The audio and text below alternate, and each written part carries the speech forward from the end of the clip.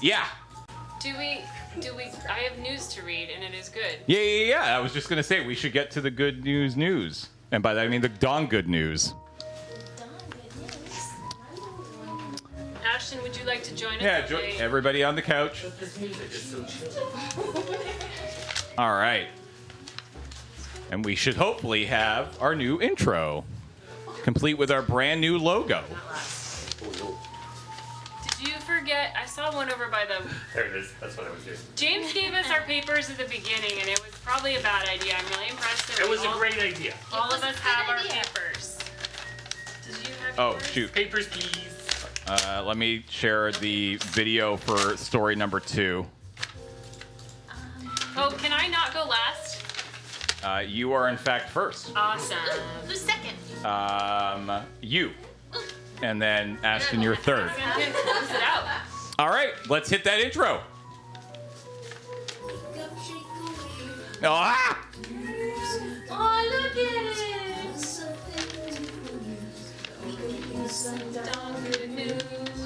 Yeah! Look how cute that is! Yay.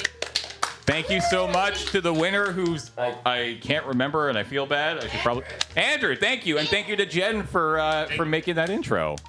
Thank you so much. That was super cute. All right, so we are going to kick things off today with Liz, Yes. who is reading a story that was submitted by Rowan Azura from Pittsburgh, and whose first desert bus was back in 2015. So what do you got for us? Well, this is out of Pennsylvania. That makes a lot of sense. Yeah. The Gratitude Run in Peterstown. Oh, right. Hold on. Let's get your mic. I forgot. Oh, yes. Michael to stage. Michael to stage. All right, here we go. Okay. The Gratitude Run in Peters Township is more than just a race. It's for a good cause. Oh, like us. This is CBS News' Megan Shin. It started with a Thanksgiving Day run to raise money for a friend's husband with terminal cancer, but now the Gratitude Run is a formal 501c3 helping families in our community. Founder Chris Weiss said his friend Jessica Smith's husband was diagnosed with cancer, and a week after he passed, the community came together for a Thanksgiving morning 5K walk run. With little expectation in the inaugural event in the Peters Township, Weiss was surprised to see 300 people in the community show up. Together, they raised about $100,000 for the Smith family. It makes you realize that you're not alone, Jessica Smith said. I think that it's important to recognize that everybody's going through something, and we may not always see it, but they do need our help. So, to show up for our neighbors is really something that's the most important thing that we can do. The Gratitude Run is in its 3rd year now, and instead of helping financially support just one family a year, it's now expanded to 2 families. Those families experiencing health and hardships related to cancer. Those families can do whatever they want with the money, whatever they need, whether it goes towards college expenses, housing payments, or anything else. We're trying to raise as much money as we can, says Weiss. Even though the run is in South Hills, based in the Peters Township, everyone is welcome to join. This year's run starts at 9 a.m. Thanksgiving morning in Venetia, Pennsylvania. So you could still go. That's true. A lot of this stuff you can't participate in. Yeah. This is actually a darn good news story that you could actually, if you're in that area, you could go do. I like the idea of gratitude and running. One of the reasons I like that story a lot is they pointing out that everybody's going through something, and maybe you don't always know it. Everybody's got stuff. They might not show it, but they probably have some stuff. So, yeah. I like this one a lot. I like the part where they just came out to support somebody in their community. Yeah. You know, and it's nice to know that people that you don't know care for you. So. Yeah. Yeah, and that's been... And that's been... Good news. All right. Carrie is up next. All right. This is from Pup Go Woof, which is accurate. They are from Virginia. Their first desert bus was back in 2014, and we actually have. I love that there was some literally labeled B-roll video for this this news story. Incredible. So go for it. So this is litter of 4 cheetah cubs born at Smithsonian's Front Royal Zoo from WTOP News. A litter of 4 cheetah cubs was born on the Smithsonian's National Zoo's Front Royal, Virginia campus last month. Now they can be seen through the Cheetah Club Cam, a live camera feed available on the zoo's website. The cubs were born October 17th to Amabala, a 5-year-old cheetah who was also born on camera back in 2020. It's her first litter. The cub's father, Flash, is 8 years old and has 3 cubs from a previous litter. However, male cheetahs are not involved in the raising of their young. According to the zoo, Amabala's was the 20th litter born on the Front Royal campus. They're the 5th litter to be live-streamed on the Cheetah Cub Cam. The zoo is part of the Cheetah Breeding Center Coalition, a group of 10 cheetah breeding centers nationwide working to develop and maintain a viable North American cheetah population under human care. Amabala's cloud... I cannot get this right. Amabala's cubs will likely participate in the breeding program themselves one day, as their father is considered genetically valuable. Hey, me too. The best guy. The zoo says. Cheetahs can be challenging to breed, in part because female reproductive cycles can be sporadic and their behavior is often difficult to interpret. Adrian Crozier, a cheetah biologist at the zoo's Front Royal campus, said Saturday in a release announcing the births. It's taken our team of keepers, veterinary staff, and biologists thousands of man-hours to produce 20 litters. For that 20th litter to be Amabala's is an exciting full-circle moment for us. Don't be surprised if the cubs are sleeping when you check the live feed. Baby cheetahs spend most of their early weeks napping, often lying on top of one another in a heap, according to the zoo.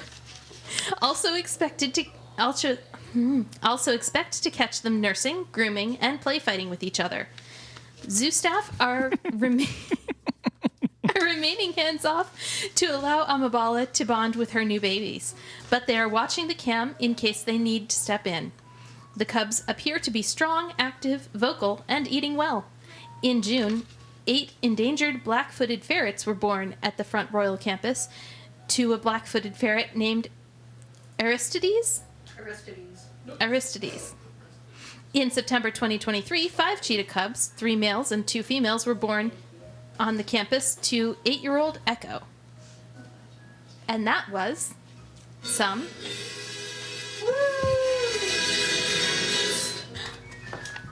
Hell yeah. Cheetahs! The only downside of reading it is I don't get to watch the video. I'll send you the link later. Heck yeah! Cheerleader, yeah. Yeah. All right. All right, and finally, Ashton. Reading Rainbow Reboot. Well, hold on. I just want to quickly share. This one is from, Keen Krill. Hey! We know you. From Seattle. And whose first Desert Bus was back at Desert Bus 7. Ooh. And yeah, you're going to be reading about the return of Reading Rainbow. Okay. Go for But it. you're reading it. Yeah. Well, ostensibly, we'll find out.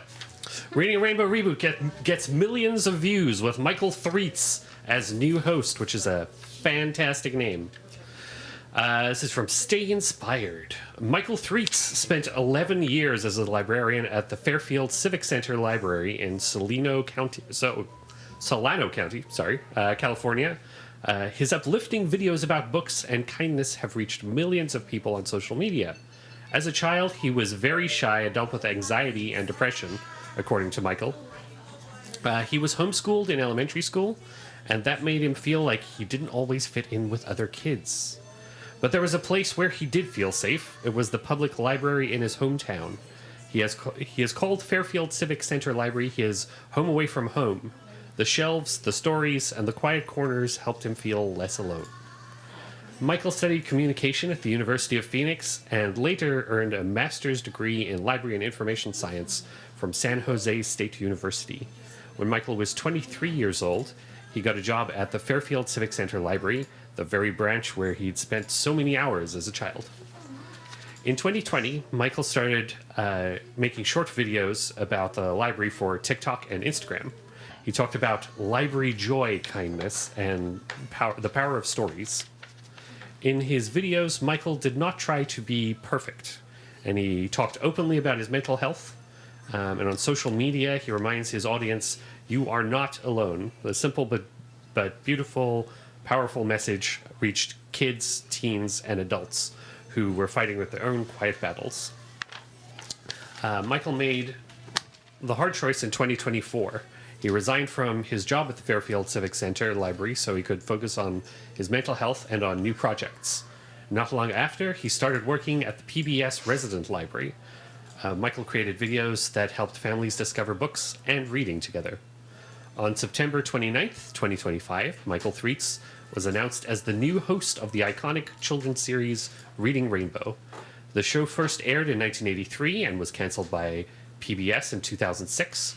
And for more than 20 years, the show helped children develop a love of reading with LeVar Burton as its host.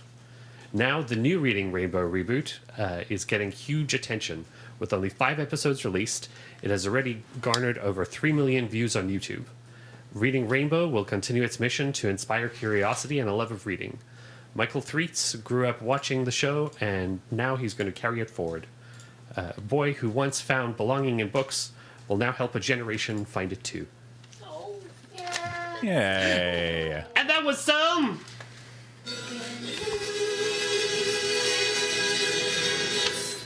Heck yeah. I do want to quickly point out that the story that Ashton read that was shared with us, which was wonderful, was about twice as long. So if you want, you can go and give it a Google and read the whole story for yourself. It's a really good one. I knew that the 2 pages was going to be a little much, so I had to trim it down a bit. So thank you to everybody who submitted good news stories for us today. If you would like to submit some more for tomorrow, you can head over to goodnews.desertbus.org or dbfh.org/goodnews. Either will work, and that will take you to today's Google form, which you can fill out. And all you need to do is just let us know your name, where you're from, what was your first desert bus, and a link to the news article of your choice. Let's get a whole bunch of news stories for tomorrow that I can pick through later this afternoon.